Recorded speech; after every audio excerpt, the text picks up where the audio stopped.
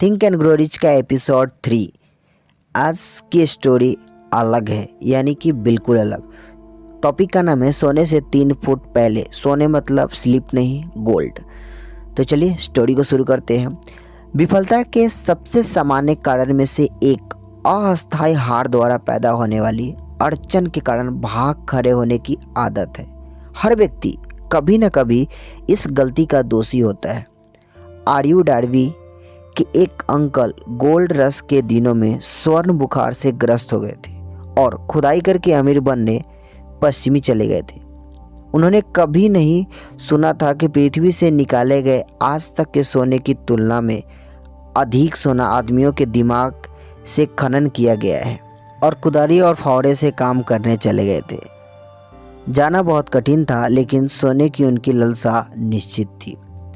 सप्ताहों के भ्रम के बाद वे चमकने वाले अयस्क की खोज के द्वारा प्रस्तुत हुए। अयस्क को सतह पर लाने के लिए उन्हें मशीनरी की जरूरत थी। उन्होंने चुपचाप खदान को ढक दिया। विलियम्सबर्ग, मैरीलैंड में अपने घर की ओर जाने वाले नक्शे कदम को दोहराए, अपने रिश्तेदारों और कुछ पड़ोसियों को खोज के बारे में बताया। उन्होंने आवश्यक मशीनरी के लिए पैसा इकट्ठा किया, उसे भिजवा दिया। अंकल और डार्बी खदान का काम करने के लिए वापस चले गए। अयस्क की पहली कार का खनन किया गया और उसे प्रगलनशाला को भेज दिया गया। उसके लाभ ने साबित कर दिया कि उनके पास कोलोराडो की सबसे समृद्ध खानों में से एक थी।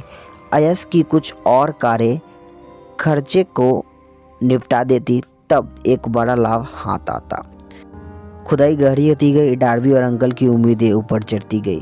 फिर कुछ हुआ। स्वर्ण अयस्क की वाहिनी गायब हो गई। वे इंद्रधनुष के अंत पर पहुंच गए थे और सोने का कटोरा अब नहीं रह गया था। फिर से वाहिका खोजने की कोशिश करते हुए वे बेतहाशा खुदाई करते रहे और कोई फायदा नहीं हुआ। अंत में उन्होंने छोड़ देने का फैसला किया। उन्होंने सारी मशीनरी कुछ $100 में एक कबाड़ी को बेच दी और वापस घर के लिए ट्रेन पकड़ ली। कुछ कबाड़ी बेवकूफ़ होते, लेकिन यह नहीं था। उसने खदान को देखकर एक छोटी सी गणना करने के लिए खनन इंजीनियर को बुलाया। इंजीनियर ने सलाह दी कि परियोजना विफल रही है क्योंकि मालिक कमियों की लाइनों से परिचित नहीं थे। उसकी गणना ने दिखाया कि खुदाई उस जगह से महज 3 फुट दूर होती जहां पर डार्बी ने खुदाई बंद कर दी थी, और वह बिल्कुल उसी जगह पर पाई गई। कबाड़ी ने खदान से अयस्क में $1 कमाए क्योंकि वह हार मानने से पहले विशेषज्ञों का सलाह लेना पर्याप्त समझा। लंबे समय बाद श्रीमान डार्बी ने अपने नुकसान की कई गुना भरपाई कर ली जब उन्होंने यह खोज ली कि इच्छा को सोने में रूपांतरित किया जा सकता है। यह खोज उनके जीवन बीमा बेचने के व्यवसाय में जाने के बाद हुई, यह याद करते हुए कि उसने एक बहुत बड़ा सौभाग्य खो दिया क्योंकि वह सोने से 3 फुट पहले ही रुक गया था। डार्बी को अपने चुने हुए कार्य में इस अनुभव का लाभ हुआ। खुद से यह कहने की एक सरल विधि द्वारा कि मैं सोने से 3 फुट पहले रुक गया था क्योंकि मैं अब भी इसलिए नहीं रुकूंगा क्योंकि जब मैं लोगों को बीमा बेचने के लिए कहता हूं तो वे नहीं कहते हैं। डार्बी सालाना का $1 लाख से अधिक का जीवन बीमा बेचने वाले 50 लोगों से भी कम लोगों के एक छोटे समूह के सदस्य में से एक है।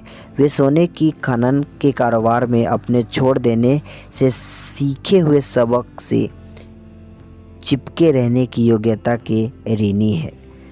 किसी भी आदमी के जीवन में सफलता आने से पहले उसे काफ़ी अस्थायी असफलता और शायद कुछ पराजय मिलना तय है। जब पराजय एक आदमी को काबू करती है तो सबसे आसान और सबसे तार्किक बात उसे छोड़ देना होता है। ज़्यादातर लोग बिल्कुल यही करते हैं।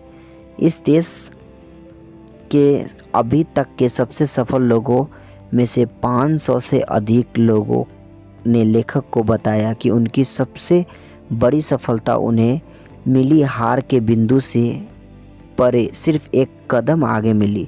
विफलता विडंबना और चालाकी की एक गहरी भावना वाली एक चालबाजी है। यह सफलता पर लगभग पहुंचे हुए व्यक्ति को ठोकर मारने में बड़ा आनंद लेती है।